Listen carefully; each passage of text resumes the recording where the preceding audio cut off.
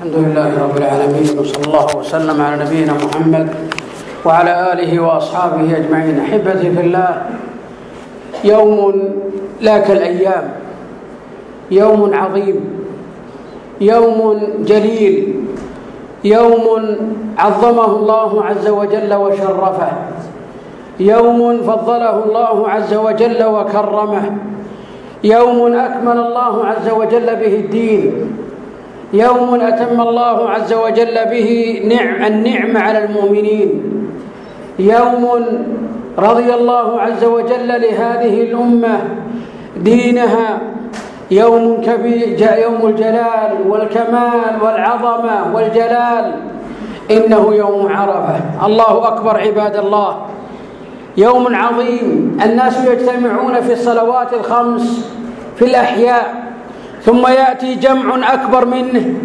وهو صلاة الجمعة، يجتمعون أسبوعيا، ثم يأتي أيضا مجتمع ثالث وهو العيدين، ثم يأتي مجتمع رابع أعظم مجمع ليس بعده مجمع أيها الأحبة، ليس بعده مجمع عظيم إلا يوم القيامة، يوم يقوم الناس لرب العالمين. هذا اليوم هو يوم عرفة.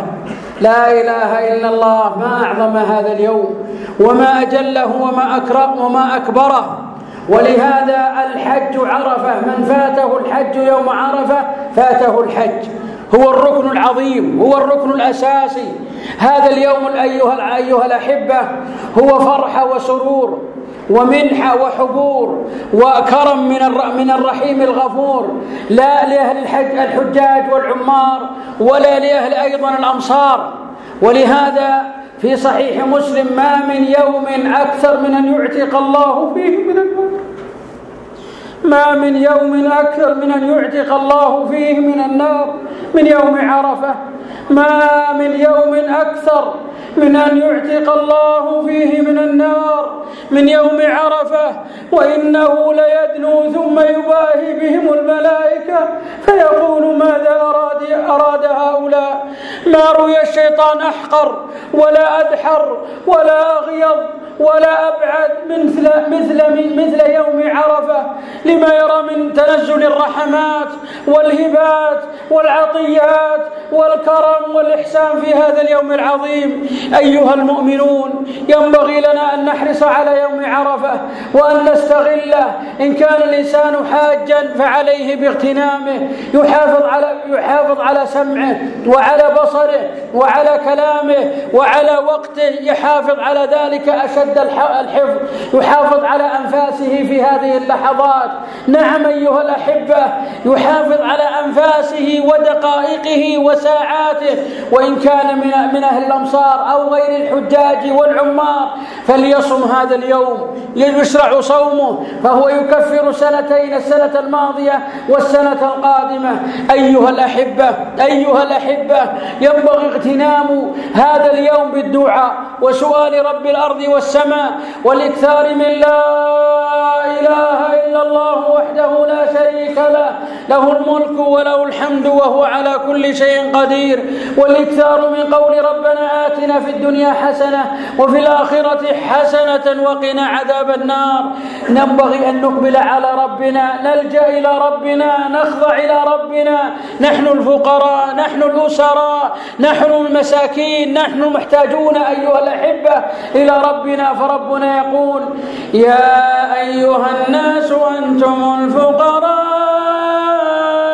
إلى الله، أمن يجيب المضطر إذا دعاه، وإذا سألك عبادي عني فإني قريب أجيب دعوة الداعي إذا دعان، فليستجيبوا لي وليؤمنوا بي لعلهم يرشدون.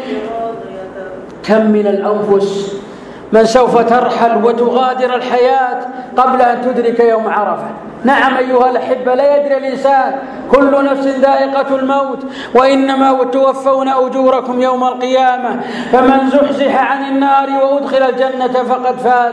أيها الأخ المسلم، أيها الحاج، أيها المعتمر، الله باغتنام هذا اليوم. ينبغي لنا أن نتوب إلى ربنا من الذنوب والمعاصي، نتوب من الدخان والمخدرات والخنا والزنا والسرقة وأكل أموال الناس بالباطل، نتوب إلى ربنا من المرائي المفسدة، من الغيبة، من النميمة، من الكذب، من قول الزور. نقبل على ربنا. يا أيها الذين آمنوا توبوا إلى الله توبة نصوحا ونتزود من الأعمال الصالحة، وتزودوا فإن خير الزاد التقوى، فإن خير الزاد التقوى. يوم عرفة أيها الأحبة يوم العبرات وإسدار الدمعات، يوم العطايا والرحمات من رب الأرض والسماوات. فينبغي لنا أن ننوي النية الصادقة والعزيمة الخالصة إن أدركنا هذا اليوم أن نحافظ عليه، وأن نحافظ على لحظاته بالإقبال على الله عز وجل. إذا صح منك الود فالكل هين، وكل الذي فوق التراب تراب. فليتك تحلى والحياة مريرة، وليتك ترضى والأنام غضاب. وليت الذي بيني وبينك عامر، وبيني وبين الناس خراب. إذا صح منك الود فالكل هين، وكل الذي فوق التراب تراب. وأهم شيء أيها الأحبة في مثل هذه الليالي وهذه الأيام وأيام الحج، أهم شيء أن نحمد الله على نعمة الإسلام. الحمد لله الذي جعلنا من أهل الإسلام، لأن الإيمان نعمة عظيمة ومنة كبيرة. إنما المؤمنون إخوة. من الذي هداك للإسلام؟ من الذي جعلك من أهل الإسلام؟ إنه الله القدوس السلام. نزلت في يوم عرفة آية عظيمة، آية كبيرة، آية تبين للأمة كمال دينها وتمام الدين والرضا بهذا الدين. جاء يهودي إلى عمر رضي الله عن عمر وعن الصحابة أجمعين وقال: يا عمر، آية تقرؤونها في كتابكم لو علينا معشر يهود نزلت لاتخذنا ذلك اليوم عيدا. قال عمر رضي الله عنه: أي آية هي؟ قال: اليوم أكملت لكم دينكم وأتممت عليكم نعمتي ورضيت لكم الإسلام دينا. قال عمر: والله إني لا أعلم متى نزلت وعلى من نزلت وفي أي مكان نزلت. نزلت على رسول الله صلى الله عليه وسلم في عرفة عصر الجمعة وهو واقف على راحلته. الله أكبر. اليوم أكملت لكم دينكم. أكمل الله عز وجل الدين، لا يحتاج إلى زيادة ولا إلى نقص ولا إلى تعديل ولا تبديل ولا تغيير، فهو صالح مصلح لكل زمان ولكل مكان، صالح لجميع البشرية. اليوم أكملت لكم دينكم وأتممت عليكم نعمتي، لأن أعظم نعمة لا إله إلا الله، وأسبغ عليكم نعمه ظاهرة وباطنة. قال العلماء: بلا إله إلا الله، لا إله إلا الله. رضي الله عز وجل أكمل هذه النعمة ورضي الله لهذه الأمة. ولهذا لا يقبل الله من المسلم دينا سوى دين الإسلام، هو الاستسلام لله بالتوحيد والانقياد له بالطاعة والبراءة من الشرك وأهله. الله رضي لهذه الأمة، رضي الدين. فلهذا لو عبد الإنسان ربه بغير هذا الدين لا يقبل منه، ومن يبتغي غير الإسلام دينا فلن يقبل منه وهو في الآخرة من الخاسرين. ولا تدع من دون الله ما لا ينفعك ولا يضرك، فإن فعلت فإنك إذا من الظالمين. لأن الله خلقنا لحكمة وأوجدنا لغاية، وهي عبادته وحده لا شريك له، كما قال عز وجل: وما خلقت الجن والإنس إلا ليعبدون ما أريد منهم من رزق وما أريد أن يطعمون إن الله الله هو الرزاق ذو القوة المتين. يا أيها الناس اعبدوا ربكم اعبدوا ربكم. فجاء هذا التوحيد في هذه المشاعر وفي هذه الأماكن وفي هذه البقاع الطاهرة الشريفة. جاء التوحيد ليقعد الإنسان ويؤصله.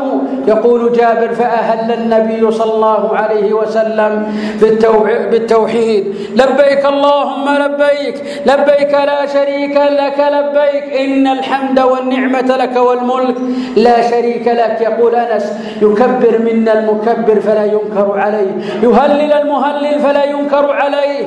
فلهذا أيها الأحبة نحمد الله على نعمة الإسلام ونعمة الإيمان الذي هدانا الله عز وجل لها وجعلنا من أهلها. أسأل الله عز وجل لي ولكم التوفيق والهداية، وأن يثبتنا على الإسلام والسنة. ومن أراد الحجاج والعمار بسوء فأسأله بنفسه، اللهم احفظه بحفظك التام وعينك التي لا تنام يا قدوس يا سلام. اللهم رد كيد الكائدين في نحورهم وشر الأشرار في أدبارهم يا رب العالمين.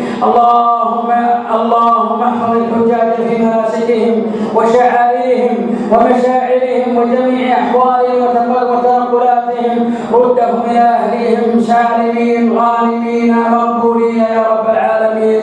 آمنا في دورنا وأوطاننا وأصلح أئمتنا وولاة أمورنا، واجعلنا جميعا هادين مهديين غير ضالين ولا مضلين. سبحان ربك رب العزة عما يصفون وسلام على المرسلين والحمد لله رب العالمين. وصلى الله وسلم وبارك على نبينا محمد.